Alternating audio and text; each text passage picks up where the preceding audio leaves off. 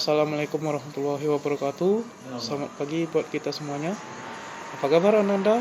Tentu dalam kondisi sehat walafiat dan masih semangat dalam berpuasa. Ya, tentu tetap semangat ya.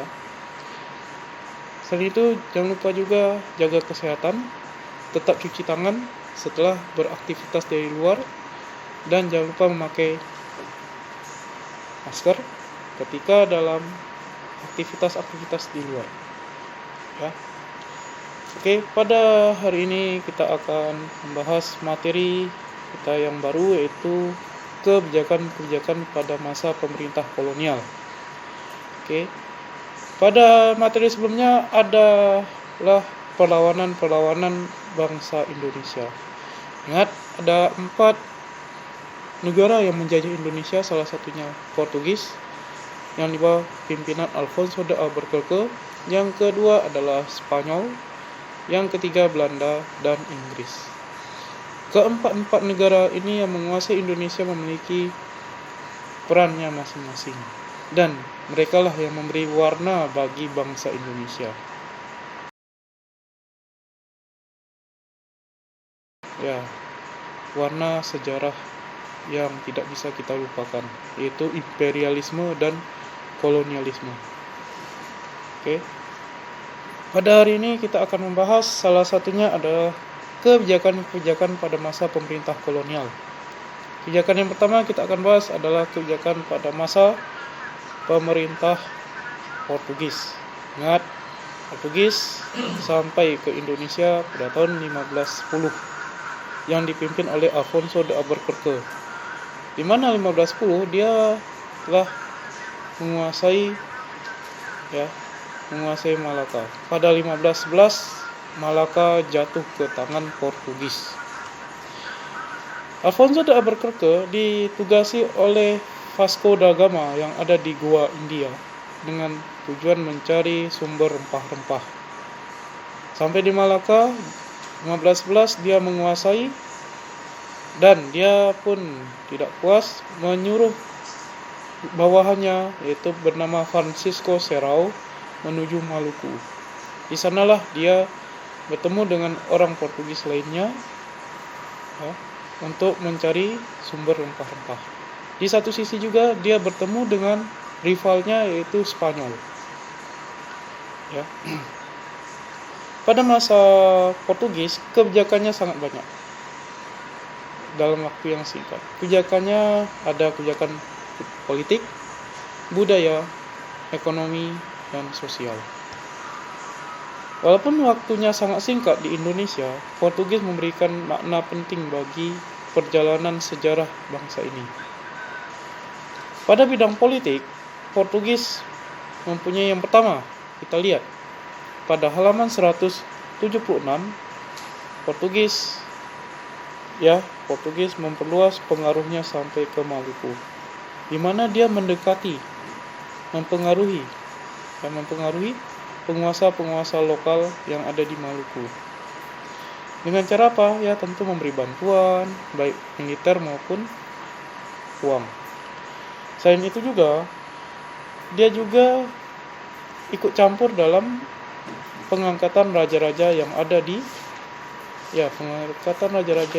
Maluku.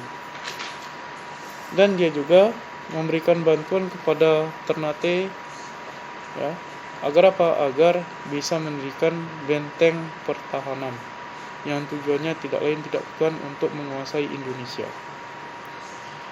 Ya. Pada masa Portugis, politik sangat berpengaruh.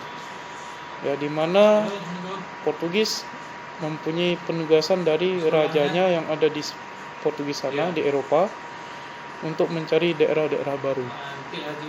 Selain itu Portugis juga ingin mencari sumber rempah-rempah.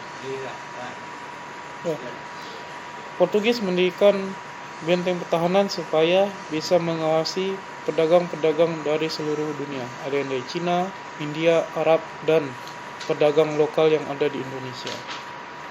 Dan tidak lupa juga dia menanam monopoli dalam bidang ekonomi. Dalam bidang ekonomi, ya, Portugis tetap menjalankan monopoli untuk mencari keuntungan sebesar-besarnya.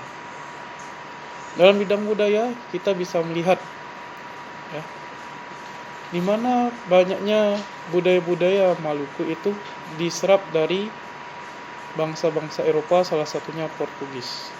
Di mana kamu bisa lihat ya peninggalan-peninggalan benteng-benteng pertahanan di sana dan bentuk rumahnya. Itu tentang Portugis. Ya. Untuk sosial pun begitu juga. Di mana tari-tarian, ya, cara berdansa orang-orang Maluku itu ada serapan dari budaya-budaya Portugis. Dan tidak lupa juga, ya, Portugis mengirimkan pendeta-pendeta Nasrani ke sana untuk penyebaran agamanya. Ya, ingat, imperialisme kuno ada 3 hal. Yang pertama, gold mencari kekayaan, glory mencari kemenangan, dan gospel penyebaran agama Nasrani. Ya.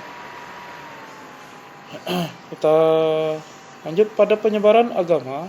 Ya, pada masa Portugis terkenal pendeta Yesuit yang bernama Franz Xavier atau kita kenal sebagai Franciscus Xaverius. Ya. Dialah yang menyebarkan agama Nasrani di Maluku. Dan kemudian diikuti oleh penyebaran-penyebaran agama oleh bangsa Spanyol. Ingat, Portugis dan Spanyol tidak bisa berada di Indonesia karena perjanjian Tordesillas dan Zaragoza. Tordesillas, perjanjiannya terjadi di daerah Tordesillas, Spanyol, di mana membagi bumi menjadi 2 antara timur dan barat. Yang mana timur dikuasai oleh Spanyol dan barat dikuasai oleh Portugis. Kemudian perjanjian ini diperpanjang oleh perjanjian Zaragoza di daerah Zaragoza. Uniknya, antara kedua perjanjian itu disaksikan oleh pemimpin Nasrani atau petinggi agama yang kita kenal sebagai Paus. Ya, Paus dari Vatikan yang melihat penyaksian pembagian wilayah itu menjadi 2. Dan ingat, perjanjian ini hanya berlaku bagi kedua negara ini saja. Tidak berlaku pada ke semua negara yang ada di Eropa. Nanti kamu bisa melihat video berikutnya. Oke, kita masuk ke Spanyol. Oke, Spanyol tidak begitu lama menguasai Indonesia dan dia harus angkat kaki dari Indonesia dan berada di Filipina. Nama Filipina itu berasal dari nama Raja Spanyol, yaitu Philip. Ya. Di Spanyol juga ya tetap memberikan kesan-kesan budaya-budaya Spanyol yang ada di Tidore. Walaupun tidak lama, ya, Spanyol memberikan warna juga bagi sejarah Indonesia. Tapi dia tidak lama-lama kemudian angkat kaki karena perjanjian Tordesillas dan Zaragoza. Untuk berikutnya yaitu pemerintahan pada masa Belanda. Belanda tentu sudah kenal siapa penjelajahnya dari negara sana. Ya, tentu tidak lain tidak bukan yang bernama Cornelis de Houtman. Houtman tiba ke Indonesia pada abad ke-16. Pada abad ke-16 itulah Houtman sampai di Banten. Dari Belanda yang ada di Eropa menyusuri Samudra Atlantik masuk ke benua Afrika, menyusuri Samudra Hindia dan melewati pantai barat Sumatera sampailah di Banten. Belanda dalam politiknya mendirikan kongsi dagang yang bernama VOC, Verenigde Oost-Indisch Company, yang bisa kamu lihat nanti di video berikutnya. Di VOC, pertama kali gubernur jenderalnya bernama Peter Both. Peter Both melakukan pemusatan kekuasaan di Maluku sebagai pusat rempah-rempah. VOC menjadi syarikat dagang yang sangat lama berkuasa. Syarikat dagang yang pada abad ke-16 sampai abad ke-18 dia masih tetap berdiri. Tapi sayang, pada tanggal 31 Desember 1799 VOC dibubarkan. VOC didirikan oleh Heeren 17. Heeren 17 yang kita kenal sebagai Tuan 17 ini adalah perwakilan-perwakilan dari 17 kota besar yang ada di Belanda. Paling terkenal adalah Heeren dari Amsterdam, Rotterdam, dan daerah-daerah Belanda lainnya. Pusat VOC berada di Amsterdam, Belanda. Masa penjajahan VOC atau Verenigde Oost-Indische Compagnie atau maskapai dagang Belanda atas sejumlah wilayah Nusantara terjadi saat bangsa Belanda tengah mencapai zaman keemasan. Zaman tatkala armada-armada dagang Belanda menguasai jalur perdagangan yang membentang dari Tanjung Harapan di Afrika sampai Pulau Desima Jepang dan wilayah Nusantara di Asia. Kelahiran VOC dilatar belakangi semangat zaman untuk menjelajah di kalangan orang Belanda seiring tumbuhnya minat menemukan sumber rempah-rempah yang dihargai sangat tinggi di pasaran Eropa. Sejumlah kamar dagang yang terbentuk di berbagai kota di Belanda berlomba-lomba membiayai ekspedisi untuk mencari daerah penghasil rempah-rempah. Pada masa ini, delegasi dagang Belanda pertama yang dipimpin Cornelis de Houtman berhasil tiba di Banten pada 23 Juni 1595. Itu tidak lain tidak bukan yang bernama Cornelis de Houtman. Houtman tiba ke Indonesia pada abad ke-16. Pada abad ke-16 itulah Houtman sampai di Banten.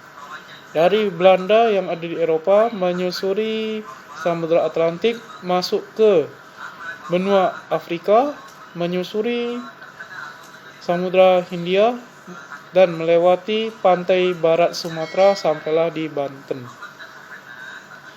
Belanda dalam politiknya mendirikan kongsi dagang yang bernama VOC, Verenigde Oost-Indische Compagnie, yang bisa kamu lihat nanti di video berikutnya. Di VOC, pertama kali gubernur jenderalnya bernama Pieter Both. Pieter Both melakukan pemusatan kekuasaan di Maluku sebagai pusat rempah-rempah. VOC menjadi syarikat dagang yang sangat lama berkuasa.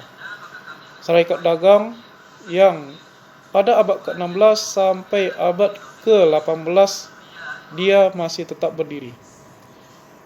Tapi sayang, pada tanggal 31 Desember 1799 VOC dibubarkan. VOC didirikan oleh Heeren 17. Heeren 17 yang kita kenal sebagai Tuan 17 ini adalah perwakilan-perwakilan dari 17 kota besar yang ada di Belanda. Paling terkenal adalah Heeren dari Amsterdam, Rotterdam, dan daerah-daerah Belanda lainnya. Pusat VOC berada di Amsterdam, Belanda, Eropa. VOC punya saingan dagang bernama East Indies Company yang milik Inggris. Siapa yang pernah nonton Pirates of Caribbean? Ya, pasti ada. Ya. Di Maluku, VOC tetap menerapkan yang namanya monopoli rempah-rempah. Pada tahun 1619, setelah Pieter Both wafat, penggantinya adalah J.P. Koen. J.P. Koen menaklukkan kota Jayakarta atau yang dulunya dikenal Sunda Kelapa. Ditaklukannya menggantinya dengan nama Batavia. Sebelum ditaklukkannya Jayakarta, John Peterson Koen itu membakar habis kota-kota yang ada di Jayakarta. Dan pada 1620 dia membangun ulang tata kota Belanda seperti yang ada di Jakarta. Jadi kota yang ada di Jakarta itu bagaimana dimiripkan seperti yang ada di Belanda. Tujuan J.P. Koen meletakkan kekuasaan di Jayakarta atau Batavia yang kita kenal, tujuannya untuk memantau gerakan-gerakan pedagang-pedagang dari seluruh dunia. Ada dari pedagang Cina, Arab, India, dan pedagang lokal. Supaya apa? Supaya mereka tetap berdagang dengan Belanda, tidak boleh dengan yang lain. Selain itu, karena Jayakarta ini di bawah pimpinan Banten, maka Belanda berhasil menghentikan gerakan-gerakan dari Banten. dan akhirnya VOC jadi kongsi dagang terbesar di Asia Tenggara. Ya. Selain itu juga, VOC juga memaksa Mataram untuk mengakui kedaulatan VOC. Hal ini terjadi pada masa pemerintahan Sultan Agung dari Mataram, di mana setelah Sultan Agung mangkat atau wafat digantikan oleh Amangkurat, Mataram harus menandatangani perjanjian Giyanti. Inilah cikal bakal Mataram dibagi dua, ada Surakarta dan Yogyakarta. Di Sulawesi juga VOC melakukan pertempuran yang sengit dengan Sultan Makassar bernama Sultan Hasanuddin, dan akhirnya Kesultanan Makassar takluk dan memaksa menandatanganinya perjanjian Bongaya. Terjadi di daerah Bongaya. Dalam bidang ekonomi juga tidak jauh juga dari Portugis dan Spanyol, yaitu menerapkan sistem monopoli perdagangan. Tapi seiring perkembangan di Eropa pada abad ke-17, ekonomi di Eropa sudah berubah dari manusia ke mesin yang kita kenal sebagai revolusi industri. Yang tahu yang membawa mesin uap? Ya, mesin uap diciptakan oleh James Watt. Inilah yang membuka peluang-peluang perekonomian di Eropa makin maju. Bahkan, monopoli perdagangan rempah-rempah mulai berangsur turun dengan adanya penemuan-penemuan mesin. Selain itu juga, Belanda mempunyai wilayah yang luas, salah satunya dari VOC, yaitu ada di Afrika Selatan, ada di Suriname, ada di Jepang, dan di Indonesia yang paling besar. VOC merupakan salah satu kongsi dagang yang modern dibandingkan kongsi dagang yang lain. Kenapa modern? Dialah pertama kali mengenalkan yang namanya sistem saham, di mana orang masukkan sekian uangnya untuk ke kas VOC, kemudian uangnya akan diputar dia, dan orang yang sebagai investor akan mendapatkan fee sebesar yang dia investorkan. Ya, disinilah sistem saham masih bermain di Belanda. Selain itu, VOC juga memiliki kekuasaan yang luas wilayahnya. Ya, karena VOC dibuat oleh Belanda. Dan termasuk salah satu kongsi dagang yang sangat-sangat besar pada masa itu. Kita masuk pada masa Inggris, ya. Inggris juga menerapkan kekuasaannya di Indonesia melalui perdagangnya itu AIC, ya. Dan kekuasaan Inggris cukup sebentar. Yang paling terkenal dari pemimpinnya yang kita kenal adalah Sir Thomas Stamford Raffles, seorang pendiri kota Singapura. Pada masa Inggris, AIC memang gagal menguasai Indonesia karena dia tidak begitu terkenal seperti VOC. Tapi pada masa Inggris, Indonesia dikenalkan sistem yang namanya sistem sewa tanah dan uang kertas. Inilah uang kertas pertama kali dikenalkan oleh Inggris sebagai pengganti emas. Tapi kebanyakan masyarakat Indonesia belum mengenal sistem yang maju itu. Masih tetap mengandalkan uang logam. Pada masa itu juga, Inggris juga menerapkan administrasi yang ketat dan teratur. Pada masa administrasi Inggris inilah semua inventaris kerajaan bisa dimasukkan. Dan di mana pada masa itu Inggris membagi 16 keresidenan. Keresidenan ini residen sama seperti kalau kita sekarang kecamatan. Ya, camat atau kota pada masa itu, residence, artinya tempat orang tinggal. Pada masa itu juga Inggris melalui Sir Thomas Stamford Raffles membantu perkembangan ilmu pengetahuan. Ya, siapa yang pernah ke Kebun Raya Bogor yang ada di Bogor, Bandung? Ya, disitulah Kebun Raya Bogor dibangun oleh Inggris di bawah pimpinan Sir Thomas Stamford Raffles. Dan di satu sisi juga di Kebun Raya Bogor ada salah satu istrinya yang meninggal di sana karena penyakit malaria. Inggris juga membantu lembaga penelitian seperti Batavia's Genootschap ya, untuk memajukan kebudayaan. Dan Sir Thomas Stamford Raffles menciptakan 2 buku. Salah satunya buku yang paling terkenal adalah History of Java, sebagai salah satu buku peninggalan Sir Thomas Stamford Raffles yang sangat penting. Dicetak pada tahun 1817. Untuk pendidikan, kita akan membahas pada politik etis dan kesadaran nasional pada pertemuan berikutnya. Untuk itu, sekian dulu video dari saya. Tetaplah jaga kesehatan, jaga kebersihan, jangan lupa cuci tangan dan memakai masker. Saya tutup. Assalamualaikum warahmatullahi wabarakatuh dan selamat pagi.